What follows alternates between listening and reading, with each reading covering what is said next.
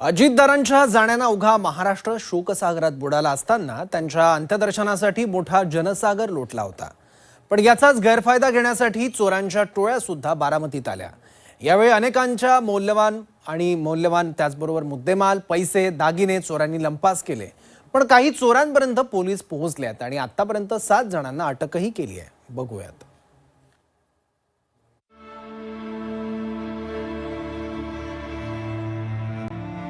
अजित पवारांच्या अपघाती मृत्यूने अवघा महाराष्ट्र हळहळला। दादा आपल्यात नाहीत ही बातमी कळताच राज्यभरातून दादांवर प्रेम करणारे बारामतीत आले। बघता बघता बारामतीत राज्यभरातून हजारो लोक आले। हा क्षण सगळ्यांसाठी मोठा धक्कादायक आणि दुःखद होता। आपण बारामतीत आहोत आणि दादा नाहीत ही भावना प्रत्येकाला आतून पोखरत होती।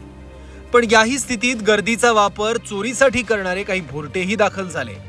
अंत्यसंस्कारासाठी गर्दी होणार हे हेरून राज्यातल्या वेगवेगळ्या भागातून चोरटे बारामतीत आले। यामुळे गर्दीचा गैरफायदा घेत गळ्यातील सोन्याच्या साखळ्या चोरणं, पाकिट मारणं, रोख रक्कम चोरणं असे प्रकार या चोरट्यांनी केले आणि एकूण 20 ते 30 लाखांचा मुद्देमाल यावेळी लंपास केला। जाणवत होतं मला की असं पाठीमागून कोणतरी ओढते। एक वेळा हात मी झटकला, परंतु चोरट्याने त्याचा कार्यभाग साधला आणि माझी चेन मारल्यानंतर मी सरळ पोलीस स्टेशनला गेलो। ग्रामीण पोलीस स्टेशन बारामती MIDC मध्ये त्या ठिकाणी ठाणे अंमलदार होते, परंतु माझ्या अगोदर त्या ठिकाणी 4-5 जण कंप्लेंट देणारे असेच कार्यकर्ते होते। मोठ्या प्रमाणात मौल्यवान वस्तू चोरीला गेल्यानंतर पोलिसांनी तपासाची चक्र फिरवली। 7 चोरट्यांना आता पोलिसांनी अटक केली आहे।